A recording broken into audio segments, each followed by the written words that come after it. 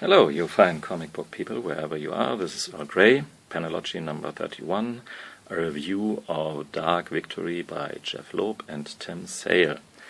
I have this Absolute Edition of Dark Victory. It comes with this nice slipcase, Batman on the front, Dick Grayson as Robin on the back, and it's actually this drawing here split in two, and that's already a part of this book here, a retelling of the first meeting of Bruce and Dick Grayson becoming Robin. And it's a continuation of the Long Halloween storyline with Harvey Dent becoming Two-Face, and it has the same gorgeous art by Tim Sale, and on the negative end, some problems with the storytelling by Jeph Loeb. So, as Long Halloween, it is all about the art here, at least for me. And to make this very clear that we are in an art world here, we just have to open it up and we see this first page. And I'm already in a mood for a good Tim Sale art book. And the story starts out of abstraction.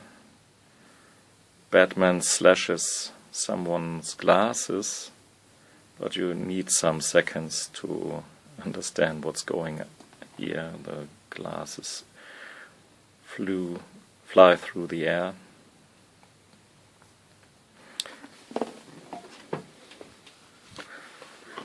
And we have the continuation of some very sweet Catwoman and Batman moments. Here she slaps Batman.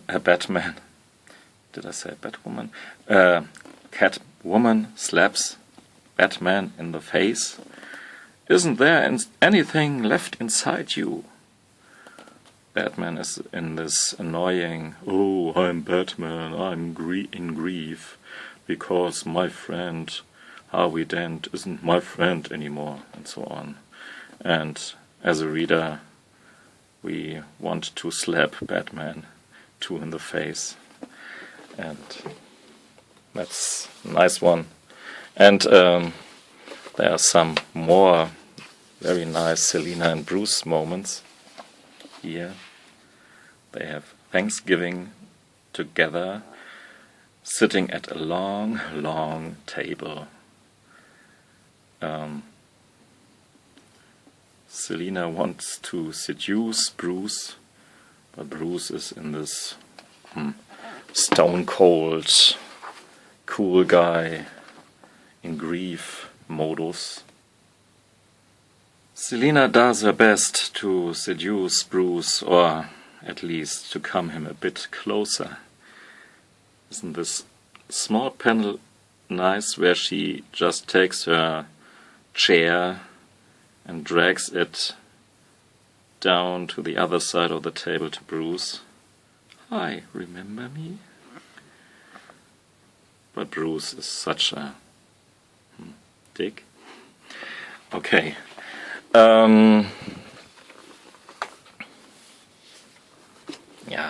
But Bruce isn't just such a stupid guy when it comes to women, apparently.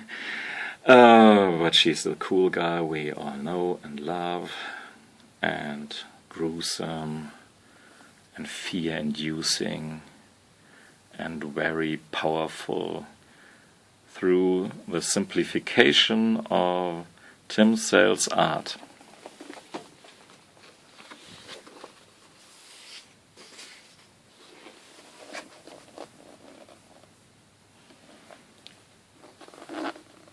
Here's maybe my favorite panel in the story. It's raining from above, it's light from down below. Batman threw some light into this sewer. And the third element in this picture is Batman himself, melting away in the elements. This picture has maybe the quality of a Chinese woodcut. It's very fine, very nice.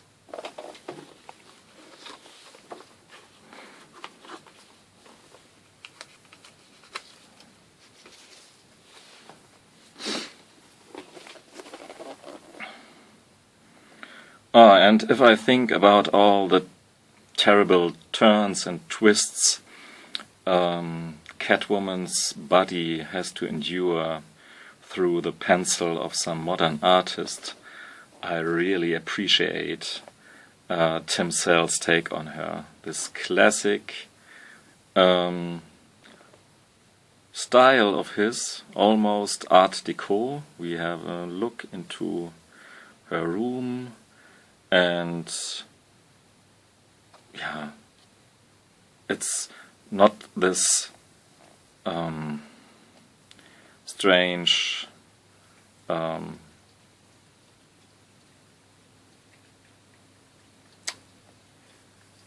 it's not the strange, embarrassing, child-friendly TNA in the modern New 52 books that is going on, but we just simply have a look at the naked back of Catwoman, and what's more important, all the features in her room that we maybe associate with her, including the opened ceiling window. And we have a very sweet, nice moment of her and Bruce apologizing for his crude behavior the other day.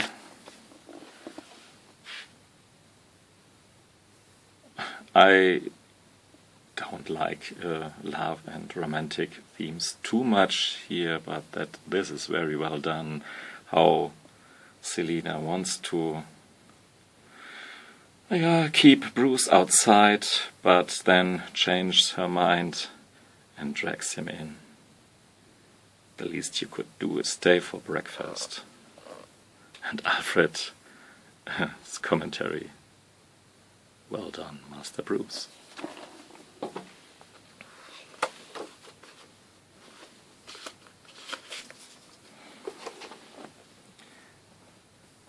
But it's not just Selina and Bruce here. It's, as I said it, Harvey Dent still alive and kicking some ass in the underworld, and Tim Sale also kicking some ass with panels like this one. Some gorgeous color effects.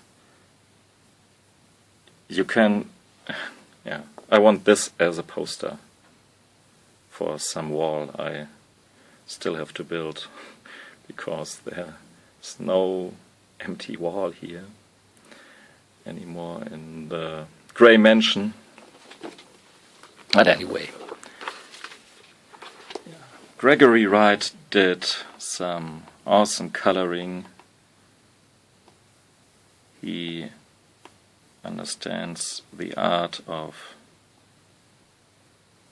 doing just what it's needed to tell the story, to create the right atmosphere. Here, Batman in the dark, chased by policemen who didn't see him.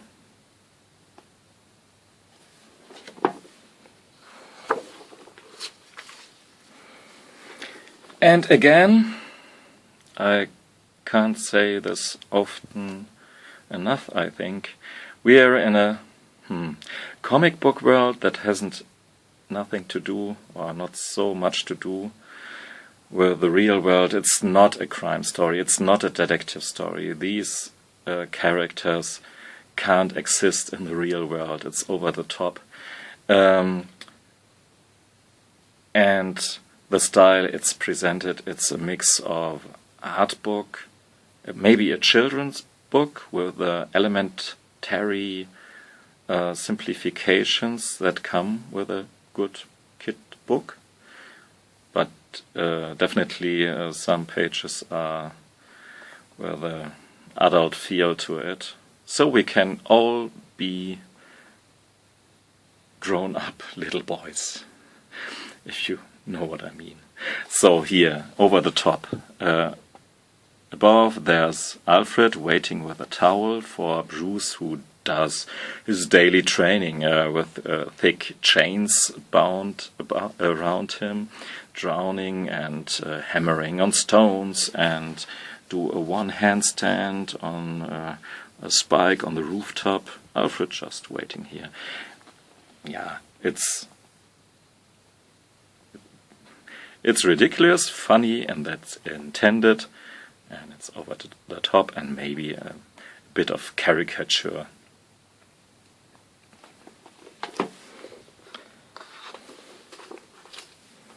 Yeah, speaking of caricatures and the power that maybe comes with this art of presenting it, the Joker is maybe the most stylized character here, as he was in the Long Halloween. And here you may see what I meant with this kiddie book character. Yeah, he's a bit too terrifying for a children's book, but the way he's drawn here is nice. On the other page you have the whole scene of the shooting. Story-wise, the reason for this whole stuff is a bit thin, if you ask me, but I ranted enough on Jeph Loeb's storytelling the last time, so maybe I should leave it with this.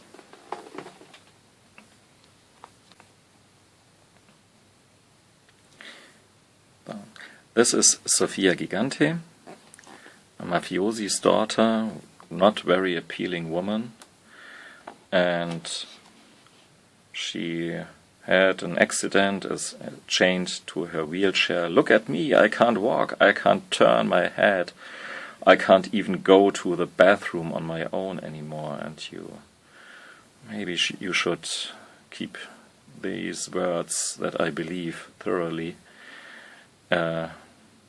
You keep these words in your mind when it comes to the end of the book. Yeah, I have some problems with it, to say the least. The way she's drawn and the way Tim Sale draws the story is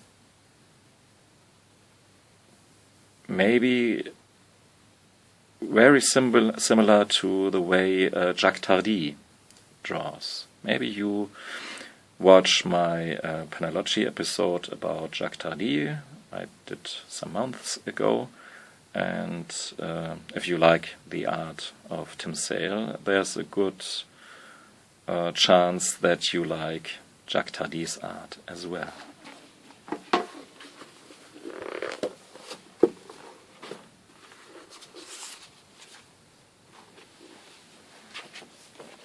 So, now to the retelling of the first meeting of Bruce and Dick.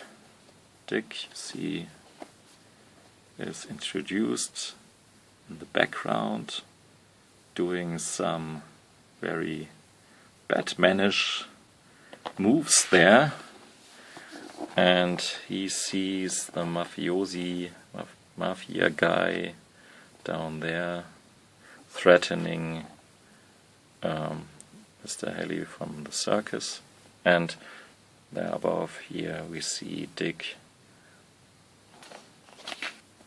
Sometimes art is all about reducing things to a minimum, and here we have over one page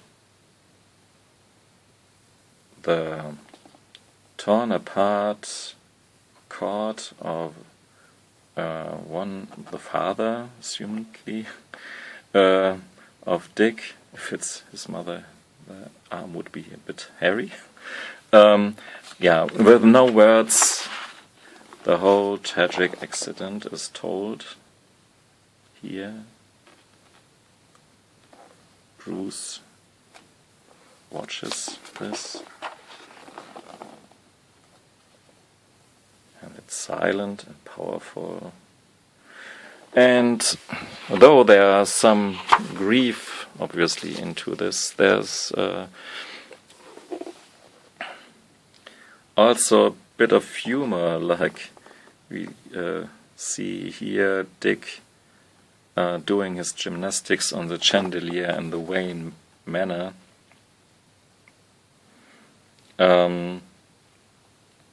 Alfred just waits with very patient, while Dick doesn't want to come down here. And we can sympathize with this poor kid. And the similarity between the story, the biography of Dick Grayson and Bruce Wayne is clearly shown here.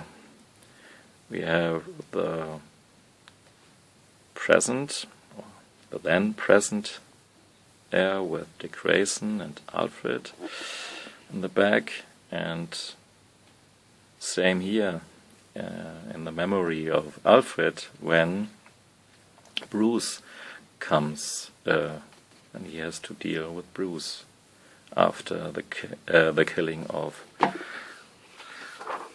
the parents. And this continues over the next double page. Very nice done. Nicely done. So, and maybe the best art-wise characterization of Dick, this grim little boy meets his master here with the villains, and then his first meeting with Batman as Batman. Yeah, he didn't know that Bruce is Batman, and the elementary might of this this meeting is split over 2 pages, so that even the word Batman spoken out by Dick has to split onto 2 panels. And if you see Batman coming down from the sky like almost like a natural force, it's overwhelming.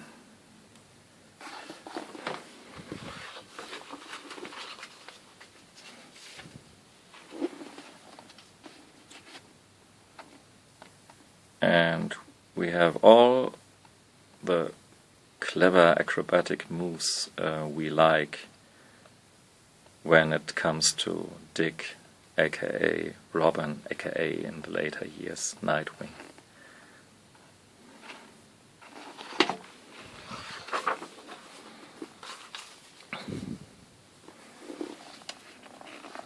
And again, this simple and powerful pictures for the covers, but for panels too. Tim Sale takes his space when it's needed to create very decorative and nice panels as this one. Okay, I talked about the children book quality of the art, which is right, I think, but which kid would look at this and don't get any nightmares of it? A really goofy, spooky Joker with a scarecrow jumping right over a nightmare.